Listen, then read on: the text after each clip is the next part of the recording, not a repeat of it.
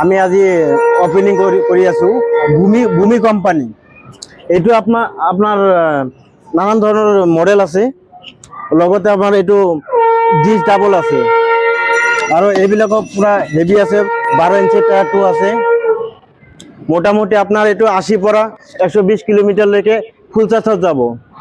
আপনার চার্জ দেওয়ার মোটামুটি 20 টাকা 18 টাকার ভিতরতে ফুল চার্জ পাই যাব, এটা কোনো টেনশন নাই। আর এটা আপনার স্পিডের লগত কোনো টেনশন নাই, আপনার 50 পৰা 60 লৈকে স্পিড যাব। আৰ আমাৰ ইয়াতে নতুন ওপেনিংৰ কাৰণে এটা অফাৰ চলি আছে, মোটামুটি জানুৱাৰী মাহটোলৈকে চলিব এই অফাৰটো। আমাৰ ইয়াৰ পৰা 65,999 লৈকে 1,15,999 লৈকে আমাৰ প্ৰাইচ আছে, হাই ৰেট। ইয়াত এইটো আমাৰ চিৰাং ডিষ্ট্ৰিক্ট ডিচি অফিচৰ অপজিটত শান্তিপাৰা বুলি কয়, এইটো প্লেচটো কাজলগাঁও।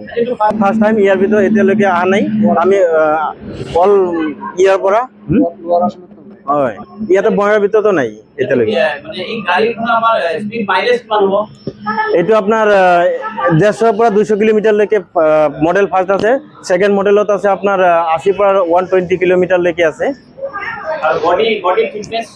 বডিটো একেবাৰে সলিড, এইটো ক'বই নালাগে। মেটেল ওকে আছে, আপনার মডেল বহুতলৈকে আছে। আর আমি ইয়ার মোটামুটি ফাইন্যান্সেরও ব্যবস্থা করে আছো, মোটামুটি অহা সপ্তাহলৈকে ফাইন্যান্সও পাই যাব, ফাইন্যান্সৰ কোনো প্ৰব্লেম নাই। গতিকে বঙাইগাঁওবাসী আৰু চিৰাংবাসী আপোনালোকৰ ৰাইজক কি জনাব? নতুন গাড়ী আপোনালোকে লঞ্চ কৰিছে, এটা আহিছে, এই ক্ষেত্ৰত বঙাইগাঁওবাসী কি জনাব, কি ফেচিলিটি ৰাইজৰ কাৰণে আপোনালোকে দিব বিচাৰিছে?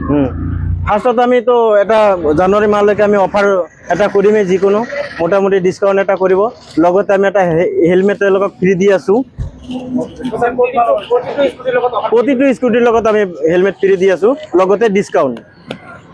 এইটো আমাৰ চিৰাং আৰু বঙাইগাঁৱৰ ইয়াৰ কাৰণে, আৰু ফাইনেন্সতো পাই যাব, এইটো টেনশ্যন নাই। আমার Kajalgaon Chirang district DC office opposite আমার স্কুটি শোরুম ওপেনিং আজি স্টার্ট হয়েছে। আর আমার যেহেতু প্রাইস আছে মানে 66-এর পৰা 1,15,000 লোকে আছে। আপনাৰ কিলোমিটাৰ হব 80 পৰা 120 কিলোমিটাৰ, আৰ এটা আছে আপনাৰ 150 পৰা 200 কিলোমিটার। আর এই মাহত আপনাদের যদি গাড়ি লয় কিবা ডিসকাউন্ট আছে, হেলমেট ফ্রি আছে, সব গাড়িরে আপনাদের আহিব। আমার এই পুরা চিরাং ডিস্ট্রিক্টের ভিতর এটাই ফার্স্ট ভূমির স্কুটি। নমস্কাৰ, আজি আমাৰ বঙাইগাঁও আৰু চিৰাঙৰ পোনপ্ৰথমে আজি ভূমি স্কুটিৰ নতুনকৈ ওপেনিং হ'ল শ্ব'ৰুম।